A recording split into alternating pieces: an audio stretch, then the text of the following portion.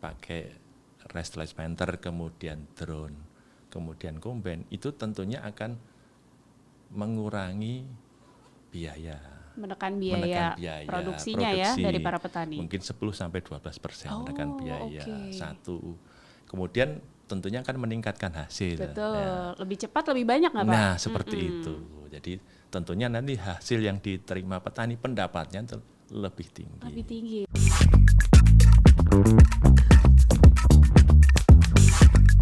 Halo Sobat Antara, ketemu lagi di podcast Antara Close Up. Kali ini bersama saya Suwanti. Sobat Antara, kita sama-sama tahu ya kalau Indonesia kan punya visi besar nih untuk bisa swasembada pangan.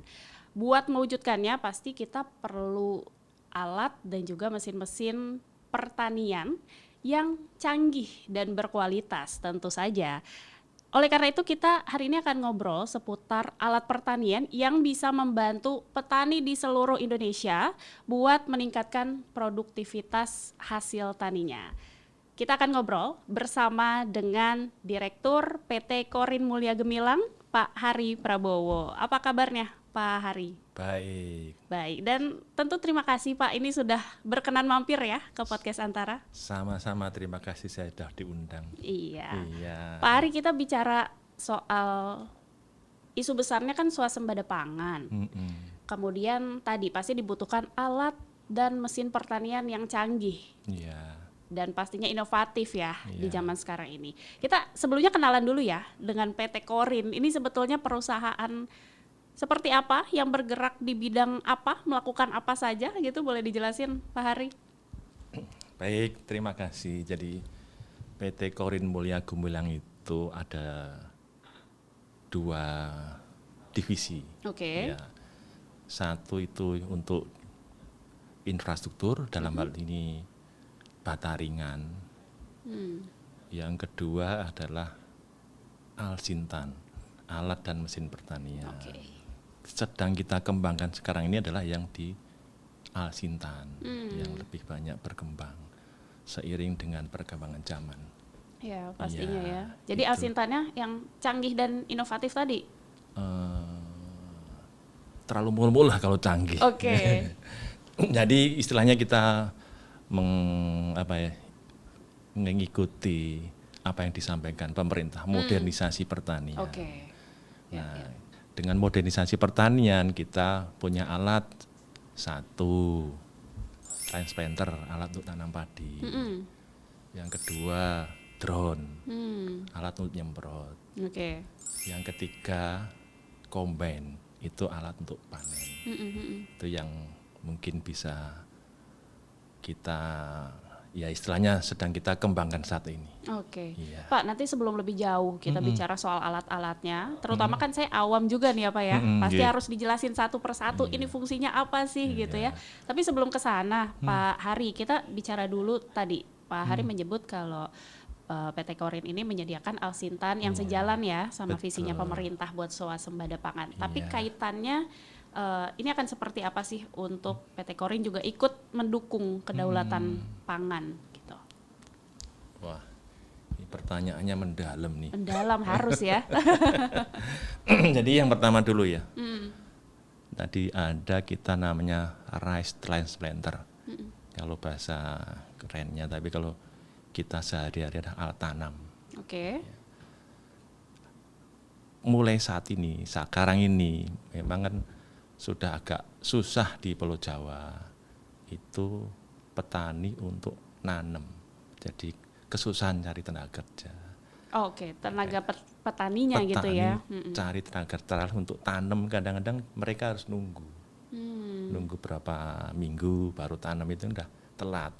Sedangkan program pemerintah kan sekarang ini adalah percepatan tanam, kemudian biasa 1 kali setahun jadi 2 kali, yang 2 kali bisa ditargetkan jadi 3 kali. Lahannya dioptimasi gitu ya. Optimalisasi itu kan di program pemerintah sekarang seperti itu. Nah dengan pakai mesin tanam itu bisa dipangkas waktunya. Jadi biasa kalau tanam biasa itu kan taruhlah harus sebulan semainya, ini cukup 15 hari sudah bisa ditanam bibit. seperti itu. Bisa Jadi mempercepat 2 kali lipat waktunya ya berarti. Yang satu, yang kedua tentunya masalah tenaga kerja teratasi. Karena kalau tanam biasa manual itu perlu berapa lebih 5 orang lebih. Kalau pakai mesin cukup 2 orang gitu. Jadi sudah sedikit teratasi. Jadi dengan istilahnya swasembadakan pangan kita harus lakukan seperti itu. Kemudian yang kedua drone. Drone itu alat nyemprot. Hari ini kalau petani-petani yang punya kelompok, taruhlah harus dalam kelompok tani itu ada 50 hektar. Nyemprot kan harus serentak. Itu kan perlu waktu lama dan perlu orang banyak. Nah, saat ini kita pakai drone, semprot drone. Ini artinya drone untuk penyemprotan pupuk gitu ya? Khusus semprot nyebar pupuk atau nyemprot pestisida. Ada betul. 2, drone ada 2. Satu ada mungkin kalau di Jawa jarang drone nyebar benih. Kalau di Sulawesi, di tanah-tanah istilahnya pasang surut itu biasanya sebar benih. Dan juga sebar pupuk. Nah, ini beda dengan nanti untuk nyemprot. Nah, kita yang sedang kita lakukan memang banyak untuk drone semprot. Jadi biar mengatasi satu kelangkaan tenaga kerja, yang kedua istilahnya mempercepat proses pensemprotan, yang ketiga menurunkan biaya semprot. Karena drone itu biasanya sudah sesuai dengan takaran istilahnya, kalau kita obat kan dosis sesuai dengan anjuran dari pabrikan yang mengeluarkan obat-obat pertanian pestisida dalam ini, itu sesuai dengan anjuran. Jadi kita aplikasinya sesuai. Kadang-kadang kalau di beberapa daerah itu kalau nyemprot itu kan kalau bahasa Jawanya kalau enggak basah enggak marem. Tapi dengan drone itu sesuai dengan anjuran. Sesuai dosis. Dan efektifnya lebih bagus. Itu. Dan kemudian pakai yang ketiga tadi kan mesin combine itu. Mesin panen padi. Itu juga keterbatasannya dulu adalah tenaga kerja yang susah untuk panen.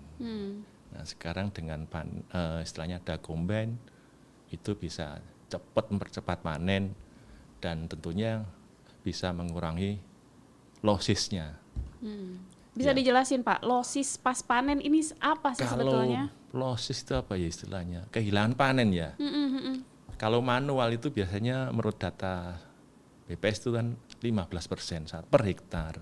Per 1 hektar ada 15% yang tidak terpanen. Ya, tidak terpanen karena kadang rontok ke bawah. Dengan mesin combine itu bisa maksimal 5%. Berarti kan di situ ada petani kan bisa lebih. Taruhlah kalau sehektar 5 ton, kalau 10% losis tinggal 5% berarti nambahnya 10%. Berarti per hektar bisa nambah 500 kilo ya. Gitu. Nanti kita akan bahas lebih lanjut soal gimana sih hasil yang di produktivitas hasilnya gitu ya setelah menggunakan alat-alat tersebut. Tapi sebelum ke situ, biasanya kan kalau dulu ya atau pandangan awam saya termasuk gitu ya Pak, kita bicara pertanian di Indonesia, kayaknya masih ada nggak ya yang pakai sapi gitu ya? Ada nggak ya yang memanennya itu secara manual dan lain sebagainya gitu ya. Tapi dengan alat-alat ini kan satu hal yang mungkin terhitungnya relatif baru kali ya. Betul. Sebenarnya secara operasional gampang nggak sih ini untuk dioperasionalkan gitu oleh para petani kita nih? Oke. Berarti harus saya jelasin satu-satu lagi nih ya. Boleh dong satu-satu kita. Kalau mesin tanam relatif lebih gampang. Yang agak susah itu memang drone. Drone ya. Iya. Cuman kebijakan dari pemerintah udah bagus sekarang ini. Jadi setiap yang mengoperasikan drone itu harus disertifikasi. Betul. Jadi kan itu udah sedikit membantu. Jadi nanti dan biasanya kalau drone itu petani nggak beli, biasanya sewa ke pengusaha siapa yang punya drone gitu. Jadi sudah lebih gampang lah. Mungkin sekarang kan kalau traktor masih pakai manusia. Mungkin 20 tahun lagi atau 15 tahun lagi udah pakai tinggal pakai remote, tinggal Betul. seperti itu. Sudah dikontrol jarak jauh bisa kali ya, lebih canggih lagi. Combine juga gampang kok, tinggal kayak joystick maju mundur. Tentunya gampang lah itu yang bisa dioperasikan dengan combine dan bukan hal yang baru. Memang yang agak relatif sangat baru adalah yang drone karena dia harus pakai aplikasi, pakai remote. Kalau anak-anak zaman sekarang lebih seneng kayak main game gitu. Iya, betul ya. Lebih masuk kayaknya ke petani-petani muda dan milenial juga bisa ya nih Pak dengan alat-alat tersebut. Betul. Tapi kalau kita bicara lebih lanjut, sebetulnya ketiga alat ini gitu ya, secara keunggulan yang bisa disampaikan seperti apa Pak hari ini? Keunggulan dari masing-masing tadi ya, ada drone, ada rice transplanter, kemudian satunya mesin panen tadi, seperti apa sih? Iya, oke. Jadi seperti yang saya sampaikan tadi dengan mesin tanam dulu ya. Tanam itu adalah mempersingkat siklus kalau pakai nanam disebar di lapangan. Itu sudah menghemat sekian hari lah, mungkin sampai 15 hari. Kemudian bisa mempercepat penanaman per hektarnya dibandingkan kita harus manual. Dan itu nanti kemudian drone tadi bisa menghemat biaya, pasti kan ya. Terus kemudian yang dipakai tidak perlu orang banyak, jadi tidak perlu delay lagi nunggu. Untuk nyemprot pun kadang-kadang harus nunggu. Ya, yang ketiga yang mesin tadi, combine tadi, itu kan kehilangan hasil losis tadi dan waktu tentunya. Dan dari ketiga kombinasi tadi, pakai rice transplanter, kemudian drone, kemudian combine, itu tentunya akan mengurangi biaya. Menekan biaya produksinya ya dari para petani. Mungkin 10-12% menekan biaya. Satu. Kemudian tentunya akan meningkatkan hasil. Betul. Ya. Lebih cepat, lebih banyak nggak Pak? Nah, seperti itu. Jadi tentunya nanti hasil yang diterima petani pendapatnya lebih tinggi. Lebih tinggi. Iya, lebih seperti besar, itu. Ya. Jadi kita kalau satu-satu kita seperti tadi, kalau kita generalisasi tiganya seperti itu. Tetap kita lihat hasilnya. Iya, jadi apakah bisa dibilang kalau sebetulnya penggunaan mesin ini akan lebih sangat efektif gitu ya kalau dipakai secara rangkaian gitu ya, satu rangkaian tersebut gitu kali ya Pak ya? Betul, betul. Oke. Terus tapi kalau bicara juga soal ini kan mesin-mesin alat dan mesin pertanian atau Alsintan, yang sempat dibicarakan juga adalah soal TKDN gitu ya. Dari PT Korin dengan mesin-mesinnya yang 3 tadi seperti apa nih Pak? Karena kan kita juga punya peraturan begitu ya dari pemerintah terkait TKDN ini supaya produksi di dalam negerinya juga lebih dominan gitu. Seperti apa sih Pak? Jadi kita lihat TKDN dulu lah ya. TKDN itu kan parameternya angka. Tapi kalau menurut kami tidak hanya istilahnya sekedar angka, bukan. Jadi TKDN itu bahasa Jawa ini apa ya? Merangsang apa ya istilahnya, nggak ngerti saya. Jadi gini, TKDN itu biasanya kita ketergantungan dengan pihak luar, importir kan jadi berkurang. Satu.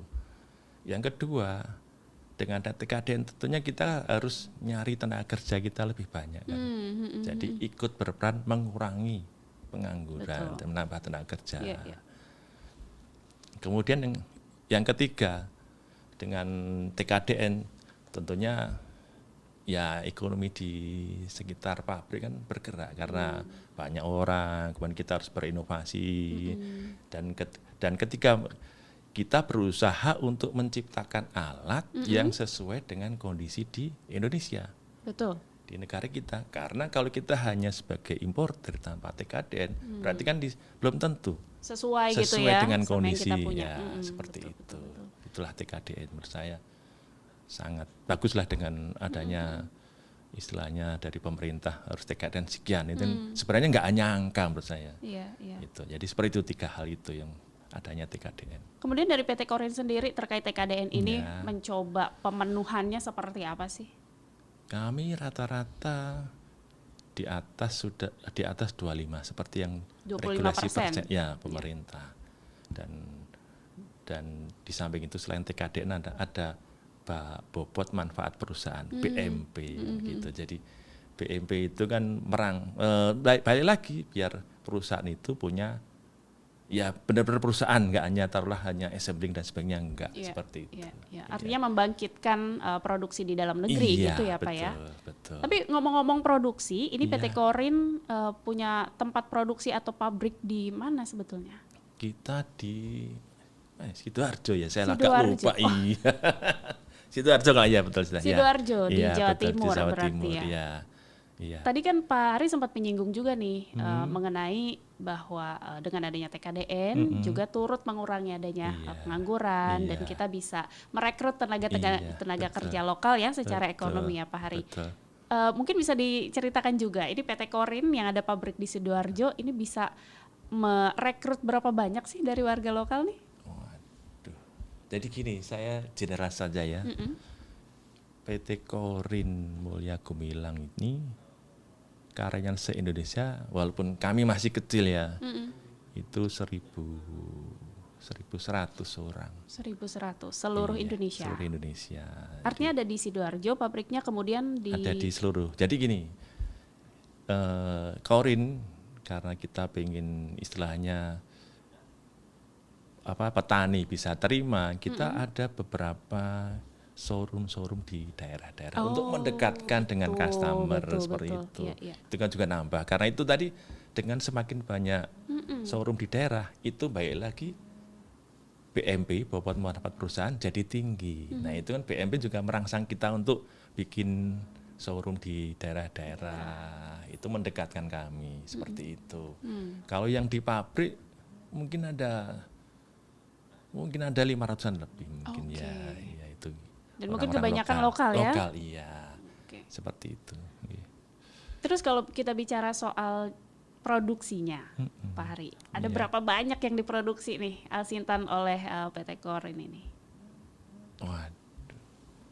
Jenisnya dulu ya? Jenisnya boleh. Kita berarti tergantung sesuai dengan jenis mesinnya ya? Jenisnya itu ada tadi, yang 3 tadi udah jelas ya.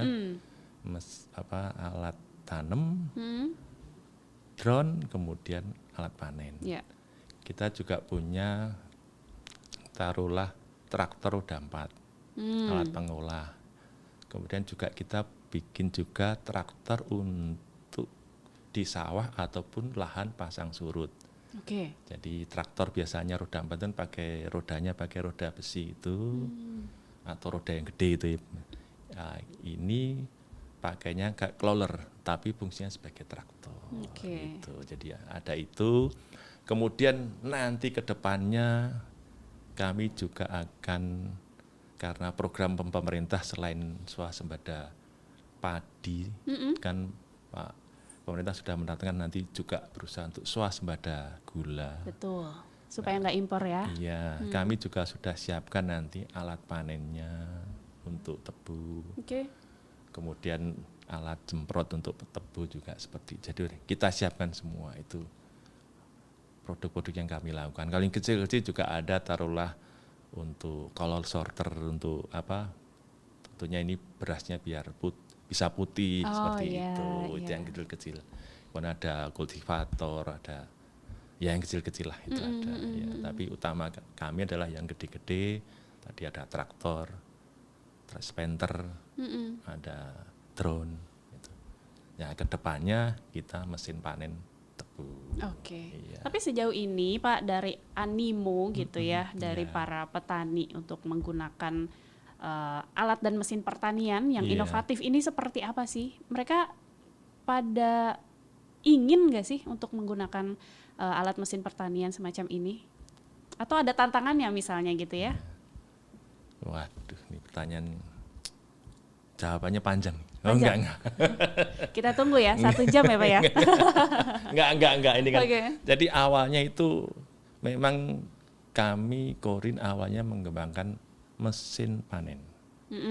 Tahun 2012 mungkin ya, 2011-12. Waktu pertama dikembangkan terjadi resistensi.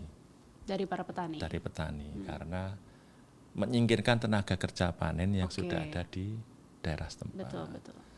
Tapi seiring dengan sejalan hari ini untuk panen kalau tidak pakai kombain petani sudah nggak mau, terutama yang daerah-daerah yang luas, petakannya luas ya. Kalau di Jawa mungkin di Pantura, mungkin petaknya kecil, mungkin nanti kita coba pakai komben yang kecil-kecil, tapi yang sentra-sentra padi rata-rata itu petani sudah maunya pakai komben. Jadi seperti itu. Jadi animo masyarakat lebih bagus, dan kadang-kadang petani sampai beli itu pakai program pemerintah, ada yang KUA, kredit usaha Alsintan, ada juga yang dia langsung ngutang ke kita langsung pakai jaminan. Berarti kan itu udah animonya udah bagus. Betul. Kalau udah mereka berusaha seperti itu. Berarti keinginannya besar untuk mempunyai dan menggunakan alat mesin pertanian. Betul. Gitu ya Pak. Tapi nyambung ke tadi animo para petani untuk menggunakan mesin panen gitu ya Pak Hari. Ini kan pastinya karena ada bukti bahwa penggunaan mesin panen ini bisa memberikan peningkatan produktivitas tadi, termasuk yang tadi sempat kita singgung di awal mengenai losis dari padi gitu ya. Ini sebenarnya kalau bicara mengenai losis, kita bisa hitung-hitungan angka lagi kali ya dari para petani yang sudah dirasakan sejauh ini, yang diketahui sama PT Korin, seperti apa sih setelah menggunakan mesin panen padi ini sebetulnya? Oke, tadi kan udah balik ya. Biasanya 5% jadi 15% jadi 5%, jadi ada 10% kehitung. Ada juga beberapa daerah, ini tidak semua ya, nggak bisa digeneralisasi. Oke, karena berbeda-beda gitu ya. Ada beberapa daerah antara panen manual dengan pakai komben, harganya diterimanya kadang beda, selisih 50 perak atau berapa. Karena kenapa begitu? Karena panen pakai komben lebih bersih. Jadi gabahnya lebih bersih dibandingkan pakai manual. Jadi hitung-hitungannya seperti itu. Jadi secara hasil yang diberikan lebih bagus begitu ya, dengan penerimaan harganya juga lebih tinggi. Begitu ya. Tapi kalau kemudian kita bicara keuntungannya dibandingkan sama tadi kan petani animonya besar, kemudian ada yang menggunakan beberapa program pemerintah untuk bisa membeli gitu ya mesin tersebut. Kalau dibandingkan sama keuntungan, berarti memang bisa ngasih return yang oke apa ya untuk petani dengan harga investasi di awal gitu ya. Gini. Jadi tidak semua petani membeli ya. Memang ada yang nyewa. Kalau yang dapat bantuan tentunya beda ya. Ini tadi yang taruhlah orang yang beli lewat jalur KUA, kredit usaha Alsintan, ataupun KUR atau mungkin utang ke kami langsung. Itu biasanya mereka petani besar. Yang kedua adalah orang yang memang bisnisnya untuk menyewakan. Nah, seperti itu. Jadi kalau yang ada bantuan pemerintah itu kan langsung kelompok tani, itu memang kadang bisa ya mereka bisa seperti itu ya. Gitu, jadi beda. Jadi bisa menciptakan entertainer baru. Nah, gitu. Ada penyambung baru begitu ya. Tapi kalau bicara harga, ini boleh dibocorin nggak sih Pak sebetulnya kisarannya untuk alat mesin pertanian tuh berapa sih gitu ya? Kalau yang paling mahal adalah mesin panen. Mesin panen itu seharga mobil 475 sampai 500 lah juta. Tapi tadi kadang petani mau ngasih uang muka ke kami ya. 300 juta berani. Jadi yang 170 atau 200 juta mereka nyicil. Kalau yang lewat program pemerintah yang kredit usaha Alsintan itu memang ya kadang nggak dikasih debit dan lancar seperti itu. Jadi tentunya kan nggak mungkin dia nyicil lancar kalau nggak ada hasilnya seperti itu. Artinya memang untuk kepemilikan ataupun penyewaan artinya dipermudah lah ya supaya kita bisa sama-sama meningkatkan produktivitas pertanian seluruh Indonesia gitu ya Pak, sama-sama mudah. Tapi bicara juga soal bagaimana kita mempermudah petani, kabarnya PT Korin juga punya satu program kemitraan atau bermitra gitu ya sama para petani. Dijelasin Pak, ini seperti apa sebetulnya programnya? Jadi gini, kalau untuk kemitraan Korin punya anak perusahaan. Itu namanya Maksi Tani Teknologi. Maksi Tani Teknologi. Ya, MTT lah. Gitu. Apa ini kemitraan semacam apa sebetulnya? Jadi kemitraannya ada beberapa tahap. Kita bisa jual jasa saja, satu jasa tanam, atau jasa semprot, atau jasa panen. Oke, jadi dengan alat-alat tersebut Ya. begitu ya, jasa disediakan sama PT Max Jadi ini. bukan disediakan dalam artian Korin nanti masukin alat barunya, enggak. Oke. Kadang kami bermitra lagi. Hmm, Dalam artian gini, bermitra ada petani ataupun rekan kita yang beli alsintan ke kita. Ya biasanya kita daerah itu kita kan udah terdata nih. iya, iya. Kita diskusi sama mereka alatnya kapan kerja. Kalau nggak kerja kita linkkan. Jadi kita sebagai istilahnya biar orang nggak hanya beli, jadi kita Alatnya fasilitasi. produktif juga Iya, nih ya, seperti gitu. itu. Iya, iya. Jadi ada satu itu, ada juga yang kita full kami yang menanggung. Dalam artian dari mulai tanam sampai panen itu kami yang, mohon maaf, kami yang biayai. Nanti bayarnya setelah panen. Jadi itu namanya full paket. Jadi kita nggak memaksakan petani milihnya yang full paket atau yang full sebagian. Kalau yang jasa semprot tentunya bayarnya setelah semprot bayar. Biaya tanam setelah tanam bayar. Tapi kalau yang full paket nanti nagihnya setelah panen. Oke. Itu yang kita lakukan. Jadi yang Ya. mana yang paling sesuai sama kebutuhan petani Iya, masing-masing gitu ya Pak Hari ya. Betul, Nggih. Ada berapa banyak Pak para petani yang jadi mitra ini di daerah mana saja? Kalau mitra itu mungkin kalau nggak salah 500-an mitra. 500-an. Kalau desa saya agak ingat, kalau desa itu kita sudah nyampe 3.000 desa 3.000 seluruh Indonesia. seluruh Indonesia. Jadi hanya di belum seluruh Indonesia, hanya Pulau Jawa. Pulau Jawa, Ya, oke. dari Jawa Timur, Jawa Tengah, Jawa Barat. Kemudian loncat ke Sulawesi Selatan. Dan saat ini ada kita mau coba di Lampung, ada di Kalimantan Selatan, ada di Kalteng. Jadi Oke. seperti itu. Jadi kita setiap tahun kita berusaha untuk nambah Cakupannya gitu ya, cakupannya. cakupannya. Iya. Tapi Petaninya tadi ya, angka pasnya itu sekitar 240.000 240.000. petani. Ya. Itu kalau untuk awam, apakah itu secara rasio gitu ya dengan Iya. petani keseluruhan itu Iya. termasuk angka yang besar? Ya belum. Oke. Karena Ada target berapa banyak sebetulnya? Tahun ini kita 30.000. Oke. 30.000 hektar seluruh nasional. Anggap saja 30.000 kan sudah 240.000 orang. Tahun depan kita coba naikkan mungkin 50-60.000 hektar. Jadi kan petaninya juga nambah lagi, desanya nambah lagi. Tapi jangan dibandingkan dengan luas tanam padi di Indonesia. Iya. Angkanya masih kecil. Karena luas tanam di Indonesia mungkin berapa juta hektar Iya, gitu ya. iya. Kita baru 50 sampai 60.000. Itu baru tahun depan. Mungkin tahun ini kita bisa capai 35. Per hari ini 30.000 hektar. Gitu. Tapi mungkin dengan luasan lahan di Indonesia Iya. berarti masih banyak sekali yang bisa ditargetkan atau disasar gitu ya untuk intervensi nantinya Iya, ya Pak ya. Betul. Peluangnya masih Besar ya? masih besar. Oke. Dan perlu energi banyak dan tentunya karena kita yarnen ya. Tentunya ya secara finansial harus kuat kita gitu ya. Iya.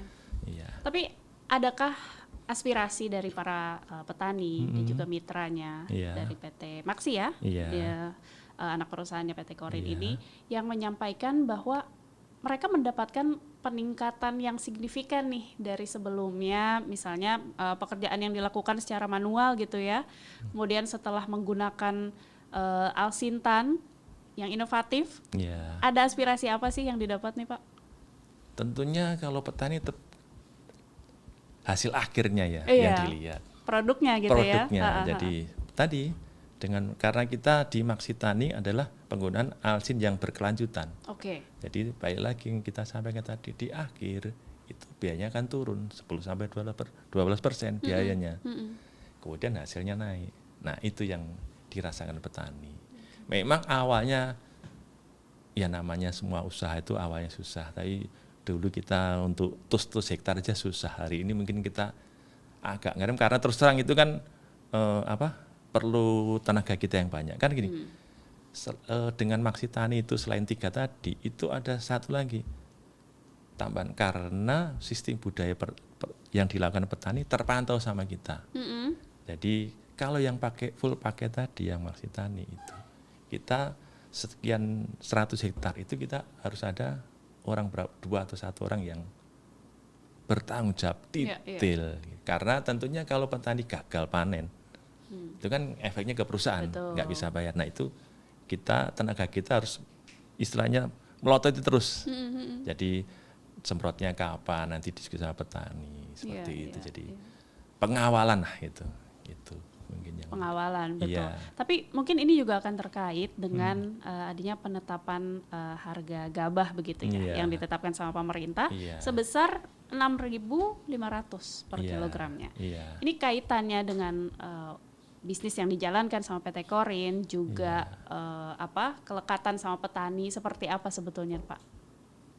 Dengan harga yang ditetapkan pemerintah hari ini kemarin itu satu petani lebih istilahnya dengan harga 6.500 itu petani jadi mereka lebih senang nanam padinya semangat karena ya mungkin sudah menurut mereka itu angka yang relatif bagus.